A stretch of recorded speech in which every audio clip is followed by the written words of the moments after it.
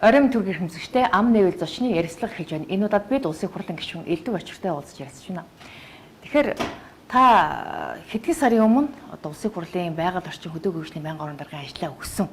Тэгэхээр таныг ажлаа яг хийж явах тэр үед одоо энэ 5-7 сайжруулсан түлш ялангуяа 5-7 нүүрс бол энэ энгийн зуганд бол түлхэд тохиромжгүй байна гэдэг ийм дүгнэлт тухайн үед гарч ирсэн биз дээ. Тэгэхээр та байнгын орон даргын хувьд энэ дүгнэлтийг мэдчихсэн үү? Тийм, мэргэжлийн байгууллага хүмүүсээс гарсан дүгнэлтүүдийг бол бүгдийг үзэж танилцчихсан. Ерөн зүгээр энгийн зууханд түлхэд бол бас тодорхой хэмжээний эрсдэл дагуулах ийм нөхцөл үүссэн шүү гэдэг асуудал дүгнэлт бол гарсан. Тэгээд бид нар ч одоо халуун сэдвээр яриагаа хэлж байна. Тэгээд мэргэжлийн байгууллагууд нь албагдах одоо хүмүүс нь бас жоохон харал удаанцыг болгосон. Ийм л яриадаад явж байна л да. Намайг одоо байнгын орон дарга байхад их хурл дээр ч гэсэн бодлогын асуудал, засгийн газар дээр ч гэсэн бодлогын асуудлаа ярьж байгаад ер нь одоо ямар одоо богино үр дүнд хүрчээр ямар арга зам байна гэж хайж байгаад тэгээ яах вэ гэхээр одоо тэр 5-7-д байгаа коксч нүрснээс гардаг тэр семик кок буюу тэр коксчдаг эрчим хүчний нүрсийг Улаанбаатар руу татаж. Ер нь энэ нь бол яах вэ гэхээр дэлхийн олон оронд бас ийм туршлага байдаг. Одоо ийм сайжруулсан түлш хийдэг. Тэгээ энэ туршлагыг л одоо судалж бас нэлээд үндэсний дүүндэл ер нь хамгийн бодиттой боломжийг харах бол энэ байна. Улаанбаатар хотын агаарын бохирдлыг түүхийн нүүрс түлснээс 50% бууруулж боломжтой гэдэг энэ дүгнэлтэнд хүрээл засгийн газар дөрөвтэй шийдвэр гаргаж энэ ажлыг эхлүүлсэн. Би зүгээр бодохдоо бас тодорхой хэмжээнд үр дүнд хүрж байгаа гэж бодож байгаа. Гэхдээ та зүгээр байнгын орон даргын хувьд тэр одоо энэ 5-7 нүүрс чинь болвол тэр энгийн зуганд бол тохиромжгүй байна эрсдэлтэй гэдэг дүгнэлт гарчаад байгаа. Та байнгын орон даргын хувьд энэ тэр дүгнэлтийг олж харсан бол ягаад засгийн газар чиглэл өгч болоогүй. За энэ 5-7 нүүрс чинь болохгүй шүү гэж та бас чиглэл өгөөгүй мод тухайн үед. Зуухны асуудал цогцоор байх хэрэгтэй юм. Тэгээд тэр энгийн зуух гэдэг шүү дээ. Тэр ханам тийшин одоо энгийн зуух гэж яриад байгаа юм чинь бол яах аргагүй. Зөвхөн одоо ийм сайжруулсан түлш битгий хэл одоо энгийн түлш түлхэхэд бас хэрэгсэлтэй одоо утааны алдагдлахтай ер нь одоо хүмүүс угаардах ийм эрсдэл дагуулдаг гэж шүү дээ. Тэгээд энэ зуухны асуудлыг чинь бас зүгээр ч нэг одоо сүүлийн хэдэн жил яриад хэсэг бүлэг хүмүүс пүүс компаниуд хэлээ амдорсон асуудал биш. Энэ зуух гэдэг юм уу тодорхой хэмжээнд бас шийдэхгүй болохгүй байна гэдэг байдлаар зуухны асуудал нэлээ яригдаж нэлээ хийгдсэн шүү дээ. Тэгээд одоо чинь манай нэг номерын хүн за 3 дугаар хүн аль аль нь одоо энэ зуух гэдэг яриагаа болоо таараа. Монгол төрөө хидэж явдаг гэд байнгын орны нэг нээлттэй сонсгол болсон. Тэрэн дээр ерөнхийлөгч миний ажил сууж байгаад одоо зуух ярихаа болвол одоо нэг хүмүүсийг бахан зандрав та. Зуухт яриа. Тэгсэн тооёрч нэг дараа нь ерөнхий сайд засгийн газрын хуралдаан дээр Цэрэнбат сайд руу бас одоо энэ зуух ярьдгаа болвол сайдаа бас жоохон загнасан юм. Тэрэн дээр нь би бас шүүмжлэлтэй хандаад сони хөвлж бас ярилцлага өгсөн. Ер нь одоо засгийн газрынхаа хийж хэрэгжүүлж байгаа ажил ялангуяа салбарын ажил хариуцсан сайдаа ингэж одоо ерөнхий сайд нас цагт зандарч болохгүй байгаамаа. Энэ утааг буруулах асуудал чинь зөвхөн нүүрсний асуудал биш. Зөвхөн нүүрс сайжруулах асуудал биш. Цогцоороо байх хэрэгтэй юм аа. Нэгэн тал одоо нүүрс сүлж байгаа 220 мянган одоо айл өрөх байна. 220 мянган яндан байна. Тэгээ энд яг хөглөрийн зуухны асуудлыг бол давхар одоо шийдээд цогцоор нь ярих хэрэгтэй юм шүү гэж ярьж хөрөлдөө бараагүй л ичүү дээ. Гэхдээ энэ одоо 10-аад жил бол одоо нөгөө нэг утаагүй зуух гэж яриад одоо баахан айлуудад ингээд үнэтэй үнгүү тараагаал ингээд ирсэн боловч ямар ч үр дүнд хүрээгүй нөгөөх нь бизнесийн хэрэгсэл болоод одоо үр дүнгүй өнгөрсөн учраас аргаа бараал одоо ерөнхийлөгчтэй гэж хийсэн байх гэж байна шүү. Тийм ээ. Ер нь үр дүнд хүрэх боломж бол асар их байсан юм л та. Одоо чинь тэр нэг миний нэрийг холбоод байдаг нэг тэр үлзий зуухны асуудал гэдэг. Тэр бол үнэхээр сайн зуух. Тэр бол одоо жишээлбэл нэр та чинь үлзий зуухтай яаж холбогдчихлаа? Нөгөө МСС компани үлзий зуухыг нийлүүлсэн гэдэг нь холбогддог байхгүй юу? Тэр ямар ч сангийн югаар үлээ. Тийм ягны сорилын сангаас тендер зарлаад. Тэгээ одоо энэ Улаанбаатарын энэ одоо утаа үйлдвэрлээд байгаа өрхүүдэд бүрэн шатлалттай ийм одоо сайн зуухыг нийлүүлээ гэдэг тендер зарлаад. Тэр тендерт шалгарсан компани нь хөрөнгө санхүүгийн хувьд мөн одоо тээвэр логистик нөгөө зуухаан түгээх асуудал дээр бас хүн хүч чадвар болцоор муу учраас МСС хандаж хамтрая гэд. Тэгээд хамтраад МСС одоо тэр тендерт нь шалгарсан компанитай хамтарч энэ төслийг хэрэгжүүлсэн юм. Тэр зуух бол үнэхээр сайн зуух байсан. Хичнээн айлд өгсөн юм. Ямар үйл өглөө 120 хэд би бол тэрийг нарийн мэдэхгүй. Би яг тэр үед одоо компани үйл ажиллагаанд оролцдоггүй. Компаниас холдсон байсан үе. Яг одоо нарийн дэйлэх юм бол хожимол одоо асуудал гарахаар л бас нэг жоохон сонирхол утсан. үн өртгөн бол их боломж юм байсан гэж би ойлгож байгаа. Миний санаж байгаагийнх бараг $200-300 байлгүй яалуу. Тийм байхаа. Хил хямдханд одоо Тэгэхээр тэр бол жирийн иргэдэд бол бас тийм хямдхан болох гэж байна. Яг нь жирийн иргэд бол их хөнгөлтөөн дээр өгсөн шүү дээ. Би бараг 80,000 төгрөгөөр өгсөн гэж дуулсан шүү. Хөнгөлтүүд тэр одоо нөхцлүүд нь одоо их сайн байсан учраас. Тэгээд тэр 100-ыг одоо жишээлбэл гэр хороолол тараасан чигээрээ тэр айлууд нь хэрэгжилсэн бол үдээд энэ утааны асуудал бас тодорхой хэмжээний буурал байх байсан л та. Тэр 100 нь бүгд өөрөө арилжаал ороод айлууд бүгд өөрийн зарчихсан. Одоо ерөөс хөдөө аймагуудаар биш үү? Хөдөө аймагуудаар, сумуудаар бүр хөдөөгийн малчаа айлд хүртэл үлдээ зуухан байж байгаа байхгүй. Энэ мөн сайн зуух шүү гээл. Улаанбаатар орж ирэхээр өлжи 100 хаавна гэж орж ирдэг. Юу гэсэн үг хотын гэр хорооллынхан хөдөөнийхэнд нөгөө 100-аа зарчдаг. Тэр л байх уу? Оо за. Тэгээ энэ зуухнууд нь байхгүй болчихсон. Тэр зуухан дээрээс одоо юу гэдгийг МСС-тэй холбоотой идэж уусган шахаа хийсэн асуудал ерөөс байхгүй юм байна. Гэхдээ зүгээр яхан магадгүй бас МСС компани одоо лоббидод бас нэг нэлийн агарын бохирлыг буруулах сангаас нэг нэлийн том санхүүжилт аваад яны солио сангаас ч гэсэн санхүүжилт аваад ингээд бизнес хийчлээ гэж хардаад байгаа. Ерөнхийдөө ч гэсэн тэгж харцсан л байх та. Өстө тийм байхгүй. Өөр шалгаад юуч байхгүй шүү дээ. Тэр чинь тендерд ялсан компани хүсэлт гаргаад МСС-ийг хаад одоо бидэнд бас нэг туршлагатай том компани туслаад өгөөч л гээл тэгэл хамтарч хэлсэн асуудал шүү дээ. Тэрээс одоо улсын төсвөөс нэг төгрөг аваад идчихсэн асуудал хаач байхгүй. Шалгуулсан уу? Шалгуулдаг. Шалгаад идчихэн юуч гарахгүй тэгэл. Энэ тэр одоо нүүрстэй холбоотой, зугтай холбоотой, нөгөө агарын бохирдлын самтай холбоотой асуудал бүгдээр нь шалгалт явсан шүү дээ. Тэгээд чи юу гарах юуч гарахгүй шүү дээ. Одоо энэ 5-7 тэр нүүрс одоо одооны энэ жирийн иргэдийн хэрэглээд байгаа тэр одоо төмөр зуугч юм уу, ханан пишн ч юм уу, тэн дээр ер нь хэрэгжилж болохгүй ийм угаар үсэд идэг ийм одоо тохиромжгүй нүүрс юм уу? Та юу гэж харж байна? Гүг би нөгөө зохицоор нь тэр зуугтайгаа хамт шийдсэн бол их үр дүнд хүрнэ л гэж зүгээр энгийн ухаанаар бодоход байна шүү дээ. Тэр одоо 5-7 нүүрс ч болохоор илчлэг өндөртэй нүүрс. За. Илчлэг өндөртэй нүүрсээ гэдэг чинь яг хөглөр хамгийн зүгээр энгийнээр бодоход зүгээр энгийн зууханд түлхэд нөгөө нингэн төмрүүд ингэ сорчдөг байхгүй. Өөрөөр хэлбэл сороод ингээд нингэн төмрүүд чинь одоо зэвэрсэн өөрөөд хайлаад унцдаг тийм асуудал. Зүгээр хамгийн энгийн ойлголт. Тэгэхээр энийг хамтдан шийдэх хэрэгтэй байхгүй юу? Одоо энэ айлуудад бол ихэнхдээ л одоо нэг чанар муутай төмрөөр хийсэн л тийм хайш шиг тийм төмрөөр хийсэн л одоо зуухнууд байгаа шүү дээ. Тэгэхээр тэрэн дээр бол мэдээж тохирохгүй шүү гэдэг дүгнэлт бол гарсан. За. Тэр дүгнэлтийг л одоо харин авч үзэхгүй байгаа байхгүй юу? Тэгэхээр одоо сайдан зуух ярих гэхээр сайдыгаа одоо ерөнхий сайдан загинчдаг. Байнгын хорон дарга нь ярих гэхээр ерөнхийлөгчийн загинчдаг. Тэгээ энийг чи зохицоор нь хэлэхгүй ингээд нэг еврууд ингээд хэтэрхий тулшгаа явчихдаг байхгүй. 100-ха шийдэггүй байж одоо тохирохгүй нүүрсийг оруулж ирээд иргэдэд ингээд шахаж байгааг бас өрөөсгөл шийдвэр юм болгож хараад байна. Энэ дээр та одоо дуу хоолойгоо гаргаж болоогүй юм уу? Та дуугаа байснараа бас би таныг бол арай л хуваарч ийсэн бодвол гэж. Үгүй дуурал байгаа нь тэр л дээ. Тэгээд одоо мөнгө төгрөг идэж уусан болгоод зуух шахаж бизнес хийсэн болгоод ингээд одоо янз бүрээр л одоо суугаар дардалчих юм байна шүү дээ. Тэгээд энэ асуудал бол үнэхээр одоо яриаггүй зөндөө ярьсан асуудал. Зүгээр би ингэж хэлээд байна л одоо иргэдийн 100%-ийг шийдээгүй юм чинь 5-7 нүүрсээ болоод баг нуур юм уу налахаас нүүрс авъя гэсэн санал та тавьж болоогүй гэдэг үү? Гэхдээ яг хөө зүгээр энийг сайжруулсан нүүрсний асуудал бол сайн зөв шийдэл шүү. За тийм одоо ингээ 11 12 ямар нүүрсээр хийх вэ гэдэг чинь бас асуудал болчиход шүү дээ. Одоо 100 хайлуулдаг нүүрсээр хийж болохгүй шүү дээ, тийм. Зуухны асуудал болохоор одоо энэ чинь Монголд зуух хийдэг маш олон компаниуд бий болсон. Тэгээ янз янзын маш олон зуухыг санал болгож байгаа. Заавал гаднаас оруулж ирэхгүй гэрөө. Тийм. Тэр зуухны асуудлуудыг бид нэр судлаад төслүүдийг аваад тэгээ тодорхой хэмжээгээр асуудал тавьдаг. Хөрөнгө нийтийн асуудал байхгүй гэдэг ингээ гацчихдаг ийм асуудлууд бий. Одоо зуухны хөлүүдийг гэсэн маш олон одоо Монголын дотоодын компаниуд байна шүү дээ. Тэд нар ч яг хөглөр нөгөө бидний яриад байгаа энэ хортлого угаар үүсгэж байгаа энэ ердийн галлагааны энгийн зуухнаас бүр сайжруулчихсан. Яг одоо энэ сайжруулсан төлсөн таарсан зуухнууд одоо бэлэнд байж байгаа юм л та. Тэгээ одоо зуух бити яри гэдэг командтай болчихсон одоо тэгээд дуурдгууд нь болохоор тэгээд янз янзын байдлаар адлуулаад дуусдаг юм л болчиход байна шүү дээ. Тэгэхээр хамгийн сүүлд бол одоо 5-6 хүн энэ угаартаж амиа алдсан харамсалтай юм мэдээ байна.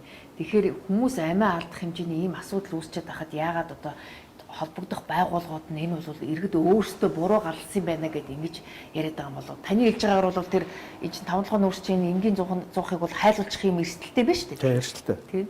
Одоо би бол жишээ нь одоо харанхаасаад одоо гэрт өссөн янз янзын зууханд янз янзын одоо нүүрсээр, модоор, аргалаар, модны үрдсээр ингээд одоо галлага хийж өссөн хүүхдтэй. Тэр аав ээж шилдэг шүү дээ. Заамных унтахтаа зандагийнхаа хөөгийн тагийг нээчээрээ, хагас нээчээрээ. ямар төлж төлж байгаагаас хамаарал. Тэгээ өөрхөө бити бүтээгээрээ хагас хошуулт чараач гэдэг юм уу. Ингээл одоо эн чинь ард иргэч хүмүүс өөрсдөө эн чинь өөрсдийнхөө төлөө амьдарч байгаа улс чинь яг хэрэгжилж байгаа 100% өрсөндөө тааруулаад бас тэрийг зохицуулаад явах нь бас хариуцлагын асуудал бол би энийг бол одоо үүсэх аргагүй. Гэхдээ зүгээр одоо зөвхөн энэний төлөө төр зэсэг бас хариуцлагагүй үлдчих гээд байгаа юм шиг бас тийш нь чигээдэж болохгүй. Аль талдаа л бид нэр яг хөглөр хариуцлагажиж энэ зохиц байдлаар л энэ утааны асуудалтай тэмцэхгүй л ерөөс болохгүй юм байна.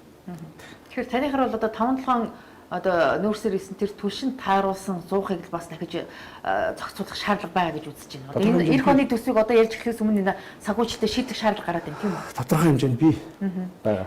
Тэгэхээр өнгөрсөн жил энэ оны төсвийг ярьж явах үед одоо энэ утааг бууруулахын тулд янданд одоо нэг буурын бараг 500 мянган төгрөгийн үнэтэй шүүлтүр тавья гэдэг асуудал яригдж байгаа. Тэгээд иргэдээс нэлээд шүүмжил хүртээд хасагдчих шиг болсон тийм үү? Тэгэхээр яг хэр хэмжээний төсөв энэ жилийн төсөв туссан. Тэрнээс нь одоо тэгээ үр дүн гарч ийн үгүй юу та юу гэж бодож байна? Тэр бол гадны бас томоохон компаниудын төсөл байсан л да. Яндангийн хөхөнд нь одоо индукцийн аргаар нөгөө галын хотлоос хөхөө рүү орж байгаа дутуу шатсан утааг цахилгаан индукцийн аргаар бүрэн шаталтанд оруулаад нөгөө яндагаар гардаг утааг бууруулах ийм одоо аппарат. За. Шүүлтүр нэртэй. Энийг суурилуулъя гэдэг байдлаар Цэрэнбат сайд бол их сайн хөөцөлдсөн. Ганцхан хүндрэлтэй асуудал байсан. Тэр нь яг хөглөр нөгөө манай айлуудын чи яндан 100%-ны хөхөө нь бол нэг стандарт биш шүү дээ. Айл болгоо яг хөглөр нөгөө хувийн аргаар хийж гисэн янз янзын. Тэрэнд нэг жоохон хүндрэл бэрхшээл байсан. Гэхдээ ер нь тувшаад үзэхэд бол боломжийн үр дүн гарч ирсэн ийм зүйл байсан. Гэтэл яг хөглөр нөгөө ер нь одоо энэ 5-7 өрсийг сайжруулъя гэдэг рүүгээ засгийн газар хошуураад тэр асуудал дээр тавигдсан төсөв болвол бараг 70-80 тэрбум байсан баха. Тийм 73 тэрбум. Тий, батлагдаг өнгөрсөн. За тэр асуудал бүр мартагдсан. Тий. Зүр хэрвээ батлагдсан бол ер нь хий димээс салхинд хийсгээр л ийм одоо зардал болж хувирах байсан юм байна гэж шаарлаа л да. Өөрөөр хэлбэл 5-7 одоо нүүрсээр ирсэн түлш одоо ингээд 100 хайлуулаад иргэдийг угаартуулах ийм нөхцөл үүсэж байгаа юм чинь. Тэгээд тэн дээр нь 1000 одоо яндагийн шүүлтүрт одоо 500 мянган төгрөгөөр тавьсан тавиагүй тэгэл асуудал угаар үүсгэх нь хэврэл байсан юм шүү дээ тийм үү? Та юу гэж харж байна? Яг нэг шийдэл байсан. Их судалсан. Ер нь тодорхой хэмжээгээр бас дуршиж үзье гэдэг л энэ л асуудал явж исэн юм шүү дээ. Айл болгоны одоо янд нь тавьчихна гэхлээрээ тэр чинь нөгөө стандарт нь өөр учраас тавих боломжгүй. Тэгэхээр яг хөглөр стандартын шаардлага хангаж байгаа. Нэг стандартын 100-нууд дээр нь тавихад бол үр дүн гарна. Одоо өөрөөр хэлбэл 5-7 нүүрсийг төлөөд одоо стандартын 100-нд 5-7 нүүрсийг төлөөд сайжруулсан нүүрсийг төлөөд 50%-аар утаа буурж байгаа бол тэрэн дээр энэ индукцийн аргаар бүрэн шаталт хийдэг шүүлтүрийг тавиад өгөх юм бол үндсэндээ 100% одоо агаарт бохирдол үүсэхгүй байх боломж бол биш шүү дээ. Тэгэхээр энийг ингээд зохицоон л одоо ингээд авч үзэх ёстой асуудал юм байна л да. Тэгээ нэг нь болон болохгүйгээд нэг юм хийхээр одоо чи тэр индукцийн шүүлтүртэй холбоотой асуудал чинь хэний бизнес үгээд бас баах юм болсон шүү дээ. Тэгээ ерөөсөө эн чинь манай Монгол улсад нэг хэцүү юм юу гэхээр нэг асуудал ингээд дөрвтойхоо шиг шийдэл гаргаад ингээд төсөө хөнгөрөх асуудал яриад хэлвэл хэний бизнес үгээл бас бүгд л тэгээ харчдаг. Нэг ийм л юм төрцөд нүүрлэлсэн юм байна. Үгүй ер нь тэгэхээр бизнес хийдэг нь бас худлаа биш учраас одоо аргагүй хэрэгтэй гэж хардж байна л та. Нөгөөх нь ямар ч үр дүнгүй өнгөрдөг, иргэд хохироод үлддэг, төсвийн мөнгөийг татвар төлөгчдийн мөнгө өргүү зарагддаг. Тийм. Ийм тогтолцоо бол Монгол улсад бий болчихсон. Ерөөсөө Монгол улс яагаад хөгжихгүй байгаа? Яагаад өнөөдөр утааны асуудалтай энэ олон хүмүүсийн амьстай холбоотой асуудал яригч юм гэхээр улс төрчид бид нар энэ улсыг 90 оноос хойш үндсэндээ хорлоод дууссан байна. Улс төрчид шүү. За. Нөгөө нэг одоо юу гэдгийг өөрсдөө ингээд нэг төсөл хөтөлбөр нэртэй мөнгө төгрөг идэж байгаа сурцсан улсууд чинь одоо ингээд нэг хүмүүс шинээр юм сэтгээд ер нь одоо нэг ийм хэрэгтэй юм хий одоо энэ асуудал болохоо байлаа одоо энэс цааш бол одоо гарц байхгүй асуудал шийдээгээд төсөв мөнгөний асуудал ярихаар яг өөрсдөө бодоод хардаад одоо энэ залуу сайд нар ажил хийхгүй шүү дээ. Хэний бизнес юм. Тэдэн төгрөг унгааж байгаа юм. Яг өөрсдөө бодоод байгаа байхгүй. Харж байгаа хүмүүс нь яг хөглөөрэ өөрсдөө жинхэнэ идэж ууж төсөл хөтөлбөр нэрээр мөнгө зохицуулж ясан ийм л хүмүүс болчихж байгаа байхгүй. Тийм тэгэхээр сүүлийн 10 жилд бол зөвхөн энэ агаарын бохирлыг бууруулах чиглэлээр улсын төсвөөс за миний санаж байгаагийнх бараг 200 орчим тэрбум төгрөг тусгасан байгаа. Тэгтэл энэ 200 тэрбум төгрөг зараад одоо өнөөдөр утаа багасхан байтугай бүр ингээд ихсээд эсвэл угаартаж өгөхөд ийм байдал үүсгээд байна шүү дээ. Үнэхээр харамсалтай. Ийм л нөхцөл байдал Монгол орнд бий болчиход байна. Бид яг зүгээр яг толгомцоо халуун сэдв учраас утааг яриад байна л да. Бүх салбарт ерөөсөө ийм нөхцөл байдал Монгол улсад бий болчихж байна. Эсвэл яг хувь хүмүүсийн лоббигоор ч юм уу хувь хүмүүсийн эрхчлэх сонирхлын үүднээс хувийн пүүс компаниудын ашиг сонирхлын үүднээс улсын төслүүд нь орж ирдэг, төслөх төлбөрүүд нь орж ирдэг. Тэрийн тэгэл их хурлын гишүүд мэдсэн ч мэдээгүй шиг батлаа явуулдаг. Энэ байдлаа болий.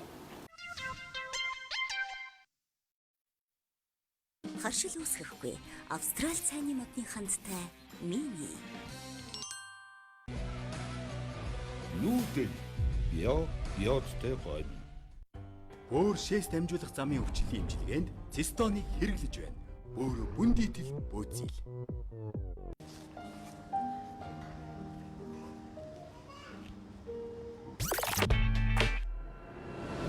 Дараах хөөсөр угаа. Зүгээр л хөөсөр угаа. Бабл. Шингэнийг агшин цогт шингээ. Төрсөн цагаас нь эхлэн таны хүүхдийг халамжлана. Сансар үндэсний сүлжээ дэлгүүр нээлттэй ажлын байранд орж байна. Сансар үндэсний сүлжээ дэлгүүр. Би бол йогийн багш. Ажлаа өөртөө итгэлтэй, эрч хүчтэй хийхэд минь Либресийн хөвөн зөөлөн супер шингээгч чадвар. Шингэнийг урсгаас хамгаалсан түүжигч давхраг. Биеийн хөдөлгөөнд гайхалтай зохицох уян хатан чанар нь надад үнэхээр их таалагддаг.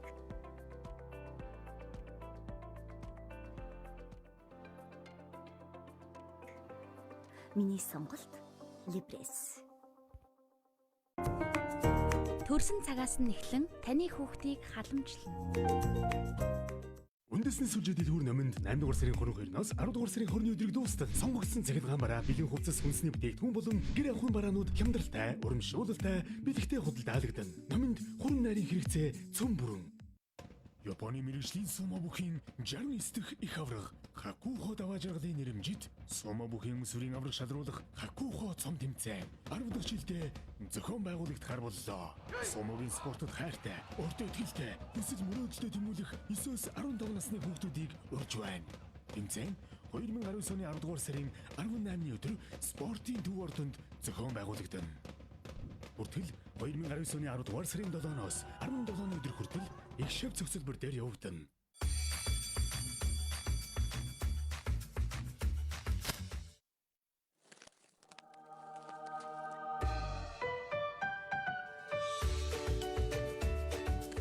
Асархай амт. Сэндвич. Би бол йогийн багш. Ажлаа өөртөө итгэлтэй, эрч хүчтэй хийхэд минь Либресийн хөвөн зөөлөн супер шингээгч чадвар. Шингэнийг урсгаас хамгаалсан түүжигч давхраг. Биеийн хөдөлгөөнд гайхалтай зохицох уян хатан чанар нь надад үнэхээр их таалагддаг.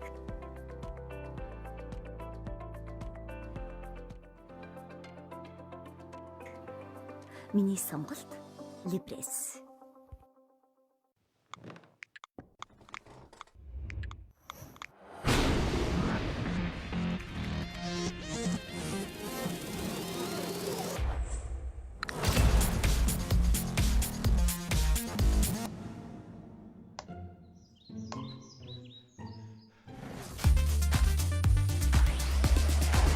Мобинетийн багцууд шинжлэгдэж, урдны гайхамшигыг мэдрүүлэх Boost турбо багцуудтай боллоо.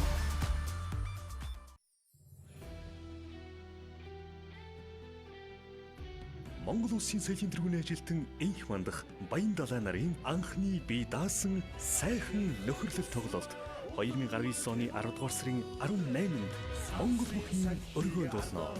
Тоглолтод Монгол Улсын гавьяа жүжигчин Эрдэнэ цэцэг, амар жаргал, Монгол Улсын соёлын тэргүүний ажилтан Болдог мөнгөн цэцэг, Манлай Баатар, Зэнгийн дүүчгийн хатан туул хамтлаг оролцсноо. Та бүхэн зовлон жаргалын аль мэдэж хамт байх ант найзуудтайгаа хүрэлцэн ирээрэй.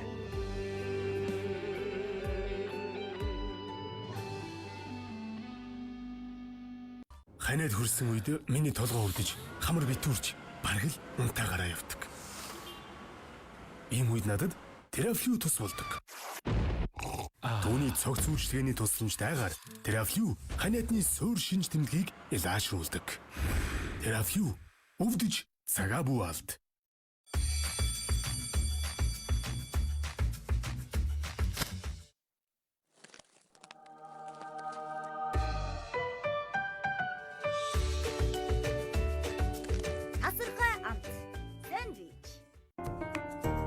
Төрсөн цагаас нь эхлэн таны хүүхдийг халамжлана.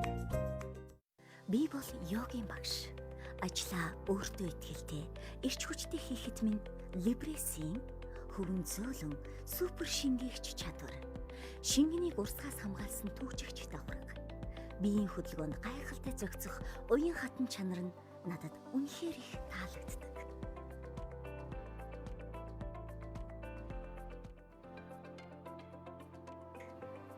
Миний сонголт либрес. Энэ бол ханиад. Уушгинт тань өтгөн цэр байгаа тохиолдолд шүнж бай, өдөрч бай ялгаагүй тэр тэнд амьдрсаар л байх болно. Усан дуустдаг АЦЦ шахамлыг танилцуулж байна. АЦЦ-ийн шууд үйлчлэх найрлага нь цэрийг шингэлж уушгинаас гадагшлуулахад тусалдаг. Өдөрт ганцхан шахмал АЦЦ нь таныг цэргүй амьсгалахад тусална. АЦЦ цэргүй уужим амьсгалцгаая.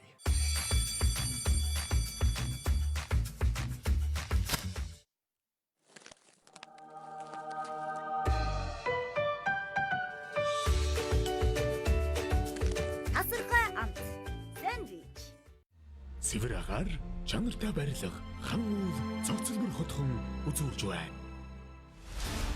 Манайх хуурнаадмын тэргүүн шагналт, яруу найрагч Хурлбаатрийн соёмд, миний нутаг Булган хангаа уран бүтээлийн эгцэнгүү. 2019 оны 10 дугаар сарын 19-ний үдэш 19 цагт Улаанбаатар паластын концертын их танхимд ганцхан удаа тасалбарын захиалгыг Тикет.цгийн мань болон 88 тэгнэг тэгнээр 54 8311 тэгтэг 93-аас лавлаарай. Мөн 1916-17 үнгүй хүргэн. Төрсөн цагаас нь эхлэн таны хүүхдийг халамжлана.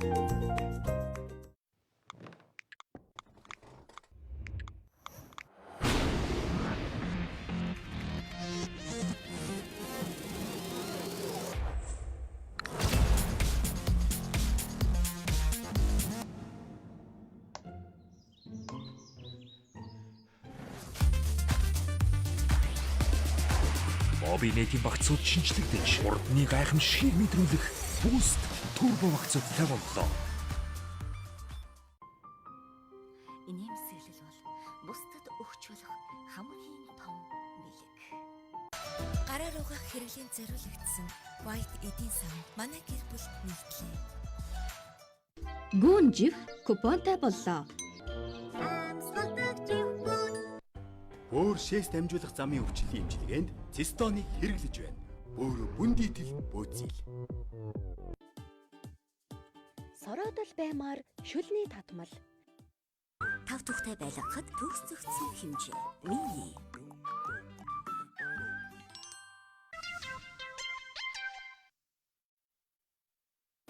Та ч бас өөрөө одоо юу гэдгийг MCS компани хувь нийлүүлэгч гэдгээрээ бас энэ компани эрх ашигыг парламентод бас тодорхой хэмжээгээр хамгаалах байх гэж хардаад байна л да. Өөрөөр хэлбэл ямар нэгэн байдлаар тендер одоо концесс гэдэг юм асуудал үүсэнгүүд мэдээж компани руугаас нэг боломж байвал нэг одоо хувь хүртээч юмсан гэдэг бодол танд байгаа л ах гэж би хардаж байна. Өстой байхгүй.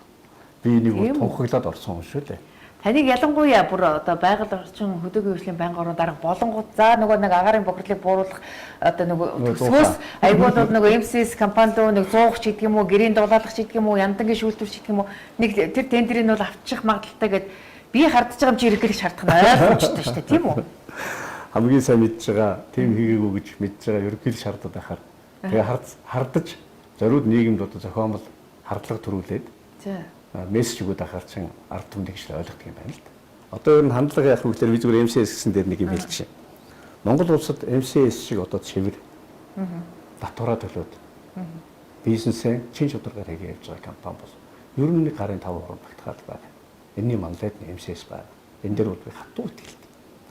Их хурлд нэг хүн орсон одоо юу гэдгийг одоо бодлого ярьдгийн шүү дээ. За Л.Элдэв-Очирыг их хурлд оруулсан. Энх хамгаалалтын төрөнд нь оруулсан. Одоо ингээд төрцгөөс лобби явуулах channel гэж байгаа байхгүй. Би өөр одоо энэ MCS-ийн хоёр захирал байдаг ч манай хоёр од жаргал од гэдэг. Энэ хоёр захиралтай бүр зүрэн байж одоо энэ улс төрд орж ирсэн хүн шүү дээ.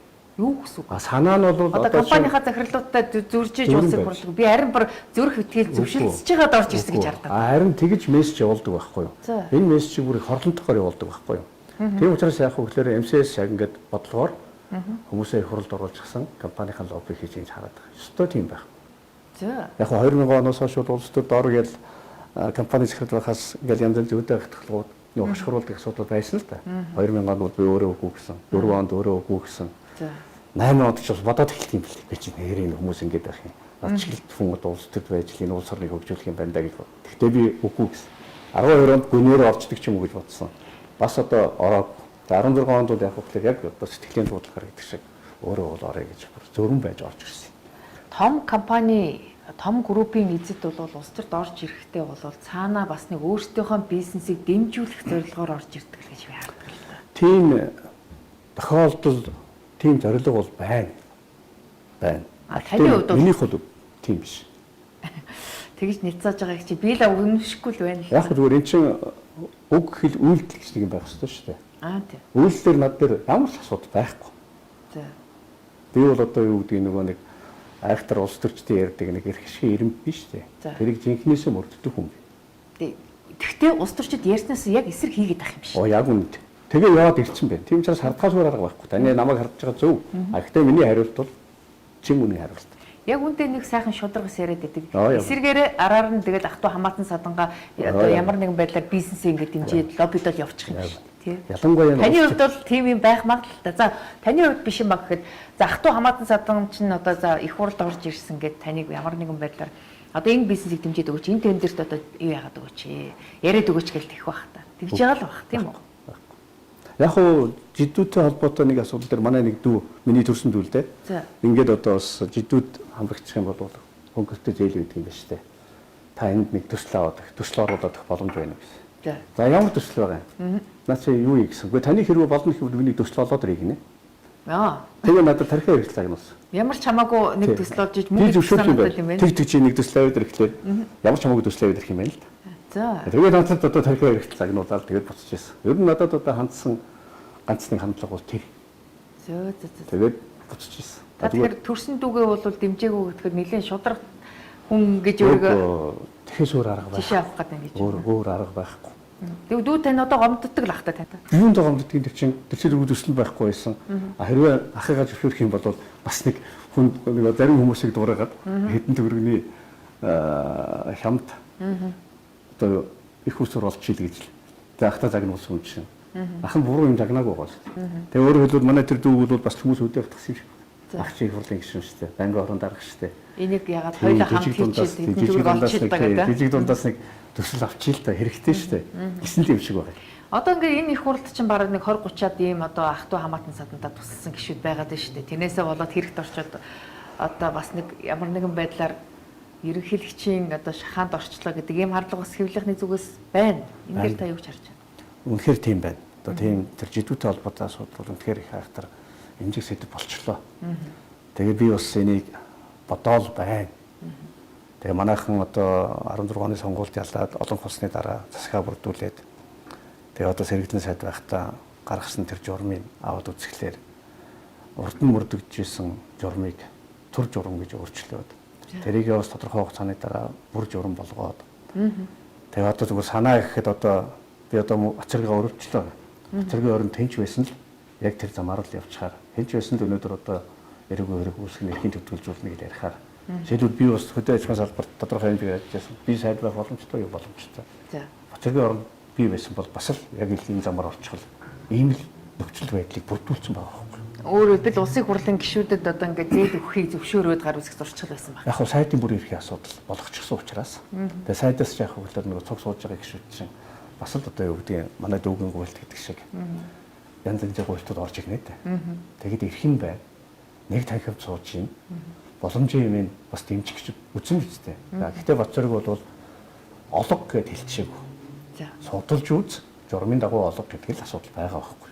Та банк орон дээр тэр утаг буруулах асуудал дээр ерөнхийлөгчтэй та хоёр ингээ маргаад байсны цаана бол одоо MCS Genco гэсэн хоёр компани олон жилийн өрсөлдөөн л үргэлжиж ингэж харагдсан байхгүй. Тэгэхээр ер нь юунаас болж танай хоёр компани ингэж их одоо олон жил муудалцахад хүрсэн юм бэ? Энэ хоёр компани соёл бол их өөр юм шүү дээ. MCS компаниуд бол одоо энэ дэлхийн нийтээр одоо энэ бизнесийн байгууллагуудын мөрддөг алтан дүрм зарчмыг жинхэнэ утгаар нь анханаас нь Монголын хөрсөнд суулгаж яг тэр зарчмаараа явж байгаа юм компани шүү дээ. Өөрөөр хэлбэл буруу дуруу бизнес төрөөс холбоотойгоо. Буруу дуруу бизнес гэж та ойлгож байгаа шүү дээ. Жишээлбэл одоо юу гэдгийг хууль бус 8. Жишээлбэл спиртийн 8 ч гэдэг юм уу. За. Тэгэхээр энэ хоёр компани соёл бол шал өөр юм байна. Тэгэхээр компаниуд хоорондоо бас нэг юу гэдгийг тодорхой хэмжээгээр өрсөлдөөн бий болно да. Гэхдээ энэ мэдээж зах зээлээ булаацалтаад булаацлахаар зах зээл харьцангуй байгаагүй. Юунаас болоод харин тэгээ яг үгээр энэ чинь нэг нь ингээд яг ингээд зарчмаараа ингээд цойлоо явуулчихаар нөгөөх нь бас жоохон атаархал төрдөг юм байх л та. Би бол тэгж бодож байгаа юм. За. Тэгээд тэр атаархсан хүн яах вэ гэхээр л элдвийн юм бодож олж зохион байгуулдаг юм байна л та. Тэгээд одоо юу гэдэг NCS 50 60 70 охин компанитай уулзлаа гэхэлэр чинь нөгөө өрсөлдөгч нар чинь зөвхөн Жанко гэж та асуугаад байна. Ер нь өрсөлдөгч нар чинь харагдах юм байгаа юм. Яагаад ингэ яваад байна гэдэг. Тэгээд яг хөөхлөөр үлгэр зохиогоод тендер болгоныг авдаг гээл. Эсвэл хууль ус 8 бизнес эрхэлдэг гээл. MCS гэж нэг хадны магааг бий болгосон юм байна. Би юусэн улс төрд орж ичээл ойлгож байгаа байхгүй. Эргэлт хоёрын хувьд ер нь ямар нэгэн хувийн одоо нэг юм таарамжгүй харьцаа байна уу? Эсвэл энэ хоёр компани өрсөлдөөнөөс болоод энэ хоёрын хоорондын маргаан үргэлжлээд байна. Ёстой ямар нэгэн одоо маргаан битэр хооронд байхгүй. Тэр адилхан одоо яарамгийн хүүхдүүд ч дээ. Нэг довны хүүхдүүд юм биш. Нэг довны хүүхдүүд. Тий яарам. Би нэг бол мэдхэл юм байна. Мэдлэг байх уу? Тодорхой хэмжээгээр миний дүү бас бүх барилддаг. Батулгын дүү Батулан бас барилддаг. Тэр чөлөө төхөөр барилддаг. Би бол бүхөөс жоохон хол байсан. Тэгээ бид нар би сайн мэднэ. Ямар нэгэн одоо тийм өөрчлөлтөд сөргөлдөх юм бол байхгүй. Би зүгээр нэг зүйлд маш их харамсдаг байсан. Ягаад гэвэл тэр үе чинь би нэг 98 онд спирт тулгын захирлаар төрийн пиароноос томдогдож очиод ажиллаж явах үед тэр нэг спиртийн асуудал орж ирсэн шүү дээ. За тийм. Тэр спирт бол аимшиг юм байсан. 17 чиглэл спирт гэдэг үү? Тийм. Тэр спирт чинь бөөнөрөө орж ирсэн тэр болохоос биш. Хилээр бол одоо энэ уртлын хэл залгаа хятадын боолтуудаар бол тийм спирт маш их орж ирдэг байсан. Тэгээ тэрнээс болж яг энэ одоо өнөөдөр ярьж байгаа агарын бохирдол шиг маш олон хүний амьд хэсчихсэн байхгүй. Гэтэл тийм бизнесийг тэгээд одоо тийм томоор нь хийх гэж оролдлого хийсэнд бол би харамсдаг. Хэрвээ тэр үед одоо хуулийнхын хүчин мөксдөд ч юм уу тэгээд энэ үндэсний үйлдвэрүүд нь хүчин мөксдөд байхгүй болсон бол яг өнөөдрийн утаа шиг хоногтоод идэх хөөхлөл гэдэг юм юм бий болохоор байсан нөхцөл байдал. Energy Resource компани бол 5-7 одоо тодорхой хувийг эзэмшдэг ийм компани л да. Тэгэхээр танай компани бол улсын одоо хувь эзэмшигчтэй нэг өсний өрсөлдөгч гэж хараад байгаа тийм үү. Тэгэхээр дэлхийн зах зээл дээр бас бонд гаргаад харьцангуй бас нэг мөнгө босгоод байдаг. Гэтэл одоо улсын одоо хувь эзэмшигч нь болохоор бонд босгох гээд нэлээд олон жил олон сар ярьлаа. Тэгээд босгож чадахгүй л ингээд гацчаад байгаа нь улс төртэй холбоотой юу? Та юу гэж харж байна? Улс төртэй холбоотой. 557 Эрдэнэс 557 компаниг бизнесийн зарчмаар л явуулах хэрэгтэй. Тэгэл яа харахгүй хоёр намын голлоод улс төрчил энэ компаниар байнга тоглолцдог байхгүй. Тэг учраас энэ компани жишээлбэл одоо юу гэдгийг улс төрөөс ангид байлгах юм бол одоо бид нар чинь өнгөрсөн жилийн 800 төгрөгийн ашиг оллоо гэх тийм ээ. Тий. Энэ компани ашиг бол дор хаяж 3 дахин өсвөл тухайн жилдээ 3 дахин өсвөл явж байна.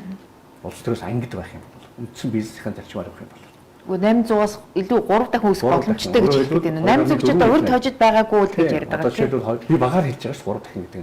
Жишээлбэл 2.4 их найтай өргөний одоо ашигыг улс төх. Бүр томруулах юм бол 10 дахин. Тэгээд цаашдаа ингээд үйл ажиллагааны зөв явагдаад нөгөө яриад байгаа IPO-г 2 жилийн хугацаанд хийлээ гэж бодоход ашиг нь 3 жилдээ 5 жилдээ 10 дахин 20 дахин өсөж явж байгаа. Ийм боломжтой л. Харин тийм сайхан компани байгаа шүү дээ. Сүүлийн 1 жил хагасын дотор хэд одоо 5-30% IPO хийх гээл одоо сумын язар сайд яриад байдаг. Тэгээ яг бодит байдал дээр гаргаж чадахгүй байна тэр юутай холбоотой. Танаа нам дотор бас нэг юм бас нэг өрсөлдөөн төрчил гараад байна уу? Яг бай сумын язар сайд бол хөрх юм зүтгэл байгаа юм. Бас нэг IPO гаргачих юмсан бас нээлттэй компани болгочих юмсан гэдэг. Тэгээд яг төрийн өмч ийм компани дээр IPO хийх бол үндсэндээ ялангуяа энэ улс төрчдөөс их хамааралтай ийм компани дээр бол үнэхээр хэцүү. Тэгээд яг хуу бэлтгэл ажлуудыг хийгдээд олон улсын хөрөнгө оруулагчтай ялангуяа их олон банкудтай сумын язар сайд уулзалтуудыг их сайн хийсэн.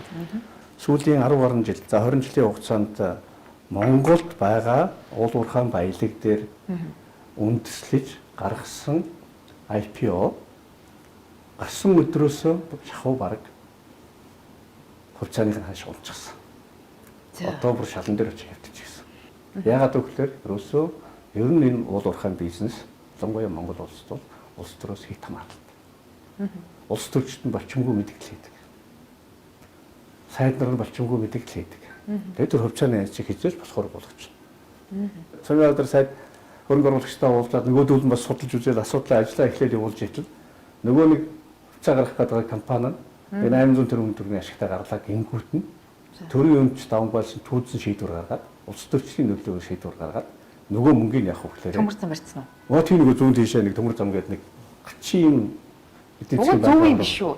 Ядаж л одоо ингээд нүүрснийхээ орлогоор ингээд дэд бүтцээ сайжруулах явчих юм бол цаашдаа ер нь одоо энэ нүүрснээс олж байгаа орлого нэмэгдээ явчих юм шүү. Энэ тээврийн зардал багасаа явчих юм шүү. Маш зөв. Одоо өөрөөр хэлбэл уул уурхай ашиглахын тулд яах вэ гэхээр дэд бүтцийг хөгжүүлэх хэрэгтэй. Ялангуяа энэ нүүрс гэдэг бизнес дээр бол төмөр замын асуудлыг хөгжүүлэх хэрэгтэй. Заавал хөгжүүлэх хэрэгтэй. Тэгэхээр одоо энэ чинь буруу шийдвэр гэж таалах гэдэг нүггүй юу? А эсвэл чиглэл дээр буруу гэдгийг одоо нөгөө нэлээд одоо цохолдонгүй хэлсэн шүү дээ. Тэгсэн. Ингэж болохгүй байхгүй. Бас л нэг эргэлэгч хоёр чинь бас нэг маршрут дээр ерөнхийлөгчийг би шүүмжлэх гэж шүүмжилдэг байхгүй юу? Шүүмжлэхийн юмсан гэж юм дэ өө хайж явдаг хүн би биш байхгүй юу? А хийж байгаа энэ бодлого үйл ажиллагаа нь дэндүү болчихгүй дугуй байхын аргагүй юм болчиход байгаа байхгүй юу? Өнөөдөр чи ерөнхийлөгчийн үүдээс дуурдаг хүн байхгүй болчихлоо шүү дээ. Тэгэд бүгдөрөнгөний яах вэ гэхээр чамайг шүүхдэг биш үү, прокурор биш үү? Чамайг аатагээ шалгуулах шүү гэл ингээд одоо загнаа сууж идэг. Тэгээ одоо дуурдаг хүн байхгүй болсон. Тэгээд түүний чинь бас жолоогийн тэр чигээр тавьчих болохгүй шүү дээ. Би одоо юу гэдэг нэг нутгийн баян онгорын нэг довн дээр өссөн яарамгийн гэдэг. Яг үнтэй ч одоо юу гэдгийг уцаар гар бариад ингээд тэрвэрлээд гэж болно шүү дээ. Гэтэ бидний чинь нэг юугаар цолшгүй нэг ганцхан хэрэг шиг энэ бүрэн бүтэн Монгол улсын хэрэг шиг байгаа шүү дээ. Ард түмнийхэн хэрэг шиг нэм төрүүл байгаа шүү дээ. А гэтэл энэ эсрэг юм хийгээд байгаа байхгүй. Би жишээлбэл зүүн банкны шугамыг дэмжиж байгаа. Тодорхой хугацааны дараа энэ шугам бол байх ёстой. Тэр одоо шугамын тараасыг дагсан тэр уул уурхайн тэр ордуудыг дэд үст толбох зайлшгүй шаардлага. А гэтэл энийг гашуун сохотын төмөр зам гэдэг төмөр зам биш шүү дээ. Энийг дуусгачих хэрэгтэй байхгүй. Бэлэн ачаа нь байж, бэлэн худалдан авагч нь байж. Дэлхий дээр ийм бизнес байдаггүй байхгүй. Бэлэн уурхай, яг дэрэгдээ худалдан авагчтай. Тэгээ хөргөөд өгдөө бол мөнгө авч яагаад тоолоо авч яагаад ийм бизнес байхгүй байхгүй. Тэгээ энэ бизнесийн үр өгөөжийг нэмэгдүүлэхийн тулд нөгөө зайлшгүй шаардлагатай дэг бүтц буюу төмөр зам чинь бол зайлшгүй шаардлагатай. Гэтэл энэ төмөр замыг алаад одоо 10 жил боллоо шүү дээ. Үндсэндээ энэ 10 жилийн хугацаанд 10 тэрбум доллар Монголын эдийн засгт орж ирэх хэрэгтэй байсан. Өнөөдөр бид нар ч одоо бараг 30 тэрбум доллар өвчтэй болчихлоо. Тэгшүнэ. Зүгээр яг ерөнхийлөгчийн тайлбараар бол манайх бол одоо зүгээр одоо гадаад худалдааны хувьд ер нь урд хөршөөс хэтэрхий хамааралтай байгаа учраас магадгүй 2 дахь 3 дахь зах зээлийг бий болгоё гэх тэр Орос руу юм уу тэндээс цаашаа одоо 3 дахь зах зээл рүү гарах гэсэн ийм бас зорилго байсан болов. Ер нь би зүгээр одоо бас энэ улс төрчдөд төрийн үеийн шүү. Одоо энэ 30 жилийн улс орныг бодлуулсан улс төрчдөд тэр дундаа мэдээж одоо ерөнхийлөгчид хаяглаад хэлэхэд бол яах вэ гэхээр ерөөсөө бодлуулдаг. Монголыг хөгжүүлэхгүй л байл гэсэн ийм бодлого явцсан байна. Яагаад өнөөдөр бид нэр эрчим хүч Оросоос хамааралтай байна? Яагаад оюутлах өнөөдөр эрчим хүчээ Хятадаас аваад байгаа юм? Монголд өөрсний ордууд байна уу? Яагаад нэг 500-600 мегаваттын цахилгаан станцыг барьчих болдгүй? 30 жил боллоо шүү дээ. А гэтэл өнөөдөр хүртэл яагаад энэ асуудыг шийдэг байна? Хоёр хөршийн бодлого явж байна. Тодорхой хүмүүсээр дамжиж энэ бодлого орж ирж байна. А тэгээд ерөөсөө хөгжлийн гацаа. Хөгжлийг л гацаа. Ийм бодлого явж шүү дээ. Хоёр хөршийн бодлого гэхээр. За магадгүй ингэж яриад байна л да. Зүүн баян руу явж байгаа тэр маршрутыг дэмжигчид нь Оросын талыг баримтлагч.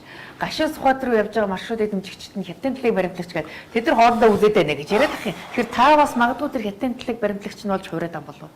Одоо эн чинь ядангуяа энэ хоёр хөршийн дунд бид нар далайд гарцгүй л гэдэг. Үндсэндээ бид нар далайд гарцтай орноос илүү том боломжийн дунд сууж байгаа байхгүй юу? Тэгээ нэг одоо юу гэдэг далайд гарцгүй гэдэг нэг шалтгаан тоочоод тэгээ Монгол улс хөгжихгүй байна гэж ярьж утгагүй байхгүй. Хятад гэж том далай байна шүү дээ. Энэ далай. Энэ далай руу бид нар яах вэ гэхээр шаардлагатай түүхийдээ экспортлоод мөнгө олно гэдэг чинь бол Монголын эдийн засаг асар том дэвшил авчрах юм шүү дээ. А тэгээд энэ мөнгө олгох гэж байгаа бизнесээ эхний ээлжинд дэмжиж бүр төгс хийгээд ингээд явчих хэрэгтэй юм шүү дээ. Гэтэл энэ хашуун сухад уртлын төмөр зам дээр чинь бах мөнгө нэг үгэлгээд идсэн улсууд нь одоо гол гардан гүйцэтгэсэн улсууд нь бол гараа явчихсан. Тэд нар одоо яга орж ирдгүй. Жишээлбэл идсэн байхгүй. Гимбуруутай байхгүй. Мөнгө идсэн хуваагаа идчихсэн. Чиглүүлсэн улсууд нь одоо яах вэ гэхээр энд өөрсдөө хүний амьдралаар тоглоод өөрсдөө дараагийнхаа хорон санаатай үйл ажиллагаа хийгээд сууж байгаа байхгүй. Мөнгө эцэцэг гэж тэр нөгөө нэг 260 км далан барьс асуудал. Тэр чинь уг нь далангийн уг нь барьсан юм байл нь шүү дээ. Тэгэхээр бас нэлээд ажил хөдөлмөр орсон юм байна. Тэгэхээр одоо эдцэн гэж хэлэхэд бас арай өрөөс. Эдцэн. Одоо энэ улсууд яах вэ? Энэ улс төрчид яах вэ гэхээр бүтээн байгуулалт нэрээр мөнгө иддэг болсон. Бүтээн байгуулалт нэрээр. Тэр нэг мөнгө идсэн хэлбэр нь энэ. Ерөнхийлөгч болон өдөр зам тээврийн сайд байхдаа тэр 260 км төмөр замын далан барихтаа мөнгө идсэн гэж хардаад байгаа юм байна. Тэгвэл яг таны над харсан асуултыг чинь би бас тухайн үед сайд байхад нь өөрөөс нь асууж ирсэн юм аа. Тэгээд тухайд бол надад хариу өгөхдөө бол энэ бол нийт өртгөн одоо 900 сая долларын өртөгтэй ийм төслөө. Эндээс одоо далан барихад 260 сая долларыг зарцуулсан юм аа. Тэгэхээр бол эн чинь дутуу мөнгө учраас та мөнгөнд нь тааруулж далан барьсаа гэж тайлбарласан шүү дээ. Тэр чинь яг далан барихаас өөр чинь хүн бий байгаа шүү дээ. Нэгдүгээр энэ зам хэрэгтэйг хэрэггүй гэж бодоод хэрэгтэй гэж тооцчих байгаа шүү дээ. Тэгээ эхлүүлж байгаа шүү дээ. Тэгэхээр нийт хөрөнгө оруулалт нь хэд байх хэвчтэй. За 900 сая байх хэвчтэй юм уу 700 сая доллар байх хэвчтэй юм уу? Тэгээд энэ чинь эхлүүлж байгаа нь дуусгал гэж эхлүүлнэ гэжтэй. Юу ч гэсэн эхлүүлчихийг хайчдаггүй шүү дээ. Бүтээн байгуулалтын ажлыг. Юу ч гэсэн эхлүүлчих. Тэгээ юу болох нь вэ? Мөнгө зовчуулж байгаа.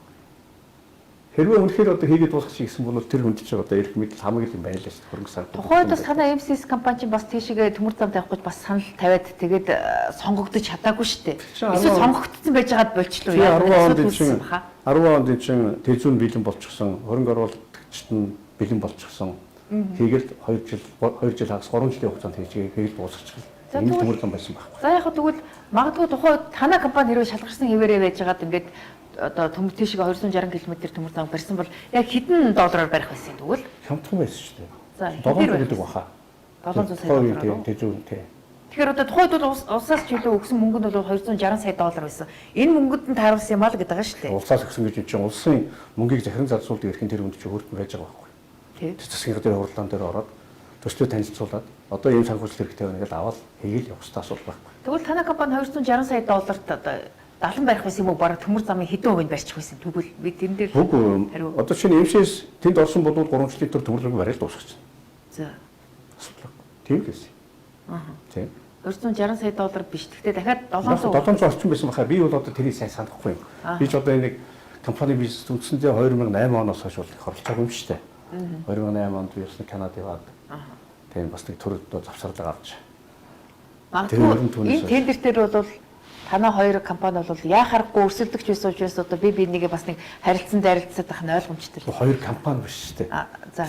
MCS. Нөгөөх нь болохоор төр хийх гээл төрийн мөнгөөр энэ хүмүүс тоглож байгаа байхгүй. Тэрс Жеко гэдэг компани нэрээр орж ирээгүй шүү дээ. Тэгээ тэрэн дээр л одоо бодлуулаад явцсан энэ бол дэндүү ойлгомжтой асуудал. Би энэ хууль хяналтын байгууллагынд тэгээ ерөн зүгээр энэ Монгол улсад яг нэг юм юу байж. Жинхэнэ одоо тэр бүлэглэл байна. Одоо ингээд зүүн баян руу чин одоо хэдэн километр вэ? 410 гэдэг. 410 км. 410 км төмөр зам барилаа гэхэд ер нь тийшээгээ бас худалдаа авах чинь бол баталгаатай юу та юу гэж харж байгаа юм байна. Магадгүй Оросууд бас манахаас нүүрс аваад цааш нь дэмжиж боломжийг олох гэж юм болов? Битгэхгүй одоо тэрийг үнэхээр гарч байгаа. Ачаан хаана байгаа? Энэ худалдаж авах юм. Ер нь зүгээр яг би нөгөө түрүүн далаа гэсэн шүү дээ. Хятад хийж далаа байна гэж. Ачаал байгаад тэрвэрлээд авчих юм бол авах хүн нь бол олдох байх хэвээр. Гэтэл төмөр зам хизээ дуусах уу? Төмөр зам дууслагт бэлэн ачаа байна уу? Тэр төмөр зам хизээ өртөг задлаа өгөх үү? Энэ бол асуудал. Тэгээд тэргээр дамжуулаад Орос руу тэр хаа байсан Владивосток руу дэ 5-6 км авч нүүрс өгнө яриад. За. Болохгүй шүү дээ. Бага боломжоо бүрэн дүүрэн ашиглах хэрэгтэй. Тэгээд тэндээсээ тодорхой хэмжээний ашиг хөрөнгөлийг болгоод дараагийн боломжийг хайх хэрэгтэй. Дараагийн боломжийг нээх хэрэгтэй. Тэгвэл энгийн зарчим шүү дээ. Тэгэхээр ер нь зүгээр яг хав төмөр зам барихын зарлыг бол бас цэргүүдээр бариулснараа нэлээд хэмж чадсан дэлхийн зах зээлийн үнээс бараг 2 дахин хямдхан бариулах боломжийг бол байна гэдгийг харуулсан гэдээ бас сая тайлбарласан. Тэгээд яг хав дотоод бол яг тэ төмөр замыг бол төмөр зам битгийл одоо тодорхой хэмжээний бүтээн байгуулалтуудыг монголчууд их боломж үнэхээр бий. Энэ дээр бол би санал ихтэй байна. За. Тэн дээр одоо цэрэг армийн хүчийг ашиглах нь бол зөв. Би миний ганцхан хэлээд байгаа юм байхгүй. Тэрийг би ерөөсөө буруутгаж байгаа юм байхгүй. Ганцхан хэлээд одоо юу гэдгийг нэг ачаа байгаа мó энэ төр гэдэг нэг шүүмжлэлтэй хандаад байгаа юм. Бэлэн ачаа байгаа, бэлэн худалдан авагч байгаа. Энийг хийгээд дутуу орогч юм аа дуусгачих л да. Ядаж одоо 21 онд ерөнхийлөгчийн сонгуульд энэ үнэ дахиад өрсөлдөн үстэй. Тэр үед нөгөө нэг хэл амтай юм чинь би нэг ерөнхийлөгч болж л арай гэж дуусглаа шүү. Тэгэхгүй бол энэ улсууд ч мөнгө өгдөггүй байсан гэдэг. Өөрөө засгийн газрын гишүүн байсан шүү дээ. Мөнгө өгөөгүй хүнд гомдлоо даа. Өөрөө л мөнгөнд босгож хийх ёстой гэж амлаж эхлүүлсэн ял шүү дээ. Ингээд хийх ёстой. Гашуун сухад руу бас огт одоо төмөрсөн байхгүй гээгүү бас дараагийн ээлжинд тэгээд одоо 20 он 21 оны төсөвт тусахна гэж яриад байгаа швээс одоо төсөвт орж ирсэн байна уу? Та сонирхож харав уу? Эхлүүлвэл гэж яриад байгаа. За байхгүй гэдэг маань 5-7 сэр хэмжээний ашиг болох уу? Тэрнгээр барина гэсэн юм ерөнхийдөө төлөв байгаа гэсэн. Их хурлаас чиглэл өгүүлж байгаа засгийн газарт. За. Одоо би нэг хувилдаан гэдэг нэг яриад байсан шүү дээ. Одоо чуулганы авралдаан дээр. Би ч эдийн засгийн байгаагаар зөрөглөөгөө гарцсан шүү дээ. Яг одоо ихлээр чинь өнгөрсөн жил ч дээ. Яг энэ нөгөө нэг зүүн талын төмөр зүйн асуудлыг явуулна гэдэг. Их хурлын тогтоолыг засгийн газар руу тогтоол гаргаж засгийн газар чиглэл өгүүлж байгаа. Тэгээд тэр чиглэл өгүүлж байгаа асуудал нь яг хөглөр. Ерөөсөө л энэ 410 км замыг тэр Эрдэнэс тавталгаа олсон тэр 800 тэрбум төгрөгөөр хийлгэхийн тулд ажлын хэсэг байгуулад 10 оны бүрэлдэхүүнтэй ажлын хэсэг. Ажлын хэсэг нэг ч удаа хуралдаагүй байж эдийн засгийн банкны хооронд тогтоолын төсөл аваад байгаа байхгүй. Тэр тогтоолын төсөл дээр яг хөглөөрэ 2019 онд зүүн баянгийн төмөр замыг барьж ашиглалтанд оруул. 2020 онд гашуун сухатын төмөр замыг одоо барьж ашиглалтанд оруул гэсэн юм ороод ирдэг байхгүй. Тэгээд би ч таамар минь болж үзтээ. Би одоо ажлын хэсгийнхэн дууд. Та тэгээд амжихгүй гэж үзээд байгаа юм уу? Яг яагаад үгүй. Би миний нэг юм блок биш. За. Хоёр төмөр замаас л яриад байна шүү дээ. Дутуу орчног үүсэж хил гэдэг юм би ярьж байгаа. Эхлээд та бол хоёр далан барих гэдэг юм бол гэдэл байсан шүү дээ. Одоо байна шүү дээ. Энэ чинь энэ одоо Эрдэнэс тавталгаа ашигаас жил болгоны ашигаас тэгээд одоо энэ төмөр замыг барьж дуусгах гэсэн мөртлөө одоо тэр тогтоолын төслийг унших юм бол одоо банк орооны тогтоолд байгаа. Бүр инээдтэй. Энгийн хүн ойлгоход хэцүү тийм тогтоол гаргаж байгаа байхгүй. 800 тэрбумаар 410 км төмөр зам барьж эхлүүл гэж байгаа юм л да. Эхлүүл хүрхгүй шүү дээ. Эхлүүл гэж байгаа юм. Тэгээд цаашдаа яах вэ гэхээр далан болчихгүй гэж та болгоомжлоо. Тэгээд шүү дээ. Тэгэх гээд байна. Тэгээд санаа зовоод байна. За тэгвэл 20 онд 5-7 одоо төмөр зам барих хэмжээний ашиг олж чадах уу? Тэр баталгаа хаа байна? 20 онд одоо дэлхийн зах зээл дээр нүүрс тесний үн унах магадлал байна гэсэн юм. Ер нь бол мөчлөөрөө бол 20 онд бол бас уналт ажиглагдаж байгаа. Тэр утгаараа аюу хэцүү байхгүй юу?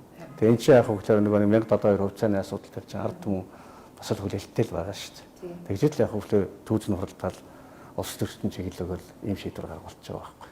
Тэгээд нөгөө гадны хөрөнгө оруулагч гайхаж байгаа байхгүй. Энэ компани чинь хувьцааг нь худалдаж авъя. Хөрөнгөний биржлэр гарах юм бол хувьцааг нь худалдаж авъя гэжсэн чинь энэ чинь ерөөсөө улс төрөөсөө бүрэн хамааралтай. Юу бид нар ашиг болох нь байтугай хамгийн салхинд хийсгээд дуусах юм байна л гэж одоо ингээд ойлгож байгаа байхгүй. За яг манангаас гадна бас энэ шудраг усын хонгил гээд бас нэг хүнээс хамааралтай нэг юм хонгил бий болчихжээ гэж яриад байгаа шүү дээ. Яг хуу энэ дээр ерөнхийлөгч солигдсон ч гэсэн хонгил бол хэвээрээ байна гэдэг. Тэгэхээр үндсэн хуулиар олгогдоогүй ерөнхийлөгчийн эрх мэдлийг одоо нэмсээр байгаад ийм хонглыг бий болгоцсон гэдэгт тэ санал нийлэх үү? Яг үн тийм л байна. Одоо нэг хууль хяналтын байгууллагуудыг нэг хүн чиглүүлдэг болчихсон гэдэг асуудал. Элбэг төржийн үед яригдсан шүү дээ. Яригдал байсан.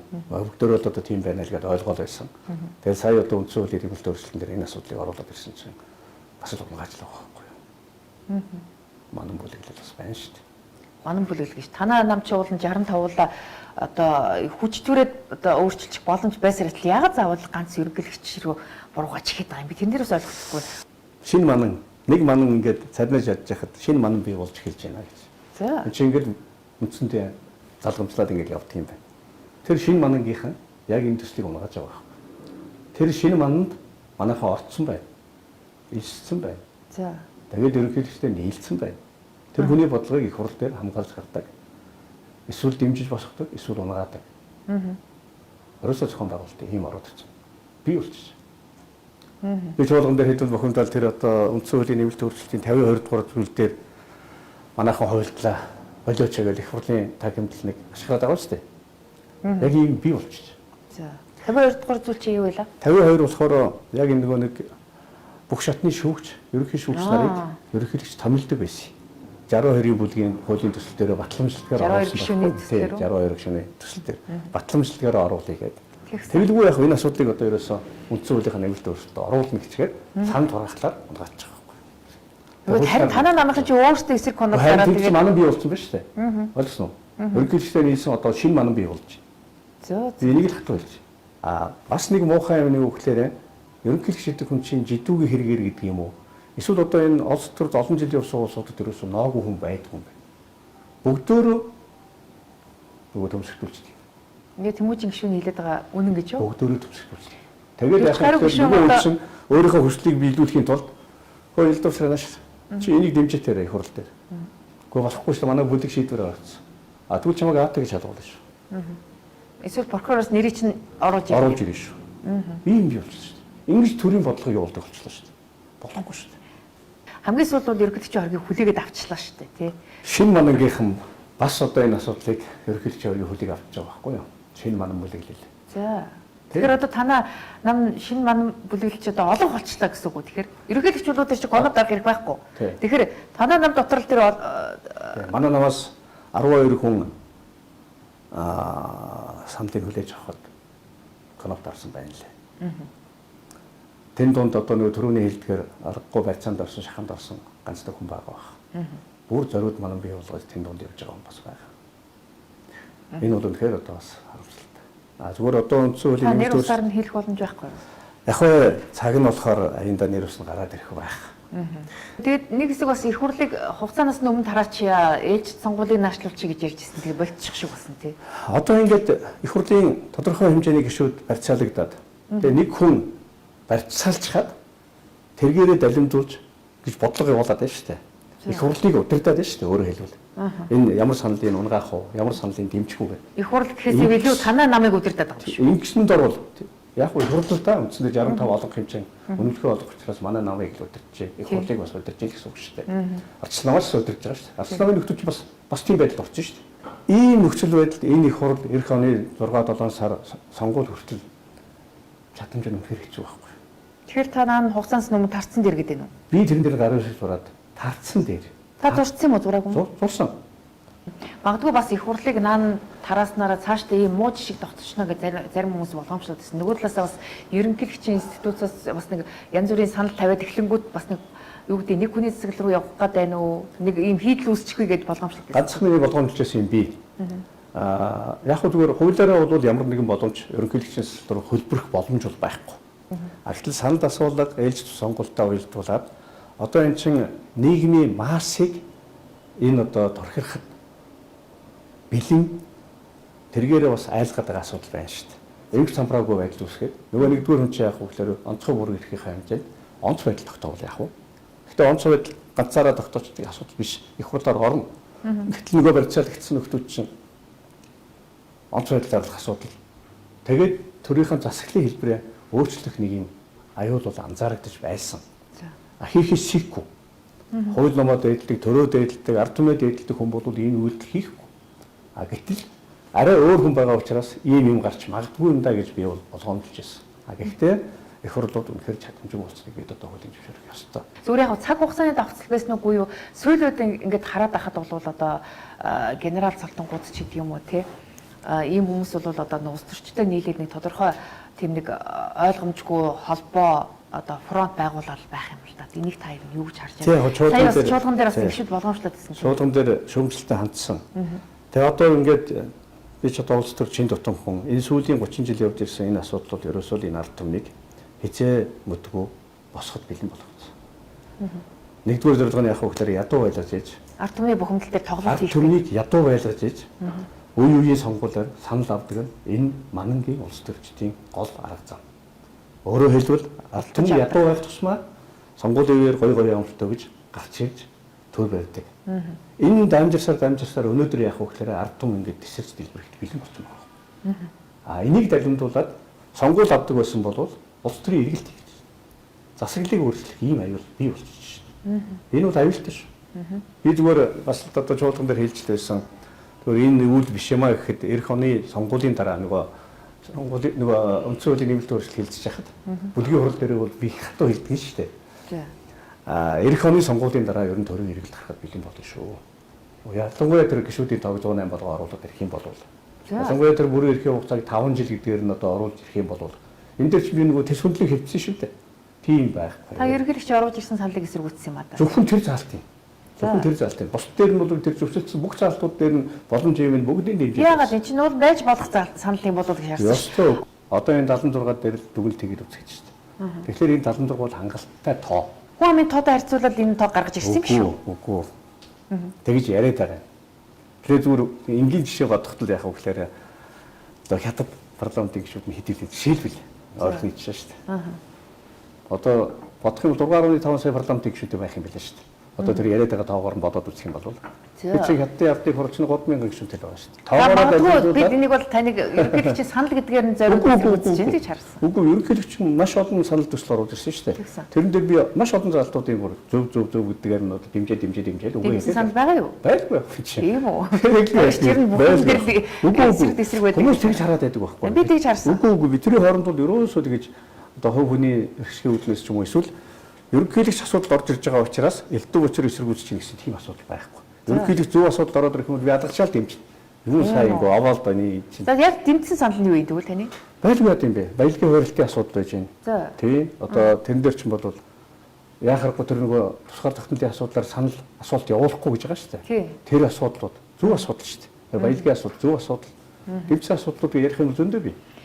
За тэгээд одоо нэгэндээ хүлээгээд авцсан та эсэргүүцээд дийлээгүй юм байж. Тэгэхээр хүлээгээд авсан учраас одоо нөгөө нэг арт түмнээс асуух гэжсэн нөгөө нэг бэлэн болцсон байсан төсөл чинь дахиад задрах юм уу яа? Яг өчтөр бүлгийн хурал дээр бид нэр ярьсан л да. Хоёр хөлбөр байгаа. Энэ нөгөө хориг тавьсан 73 дугаар тогтоолоо засаад ер нь бол засаад нөгөө ерөнхийлөгчийн хориг тавьдаг байгааг нь зөвшөөрлөсөн ажил гисэг бас байгуулсан шүү дээ. Өнгөрсөн он улсын хурлын даргын захиалгад. Засна гэхээр одоо зарим хасагдсан саналаас нэмнэ гэсэн үг. Яг ерөнхийлөгчийн санаад үгүй шүү дээ. Тэр чинь хоёрдугаар хэлцүүлгээр багтлагчсан зүйл дээр нэмэлт өөрчлөлт боломжтой орохгүй. Журмын хуулиараа. Зүгээр яг нөгөө нэг зөрчсөн гэдэг байгаа зүйл залтуудын 73 дээр засаад тэгээд тэр тогтоолуудаа юу гэдгийг сонгуул явуулах, товлох, төсөв санхүүгийн батлах энэ тогтоолуудаа шинчилж батлаад эрх хаврын эрх зуны ээлж сонгуультай хамт явуулж болно.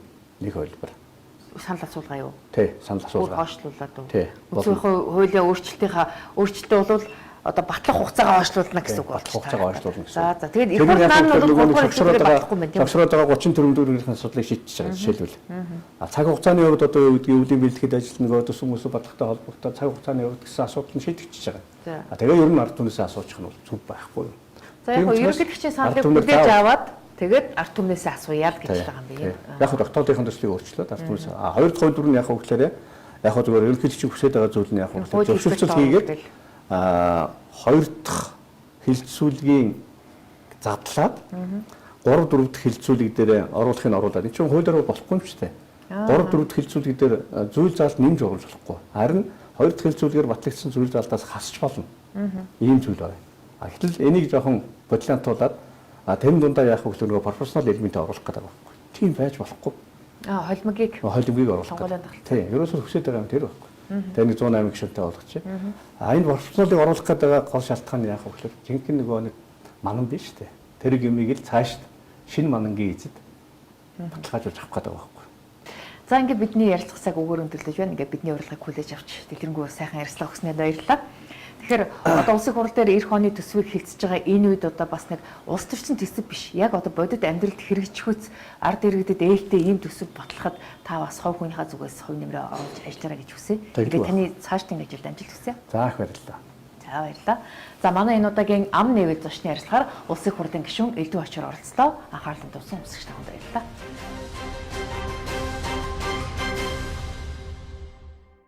Ирч хүчтэй амьдралын энгийн жур сайн актив дархлаага жаргаа.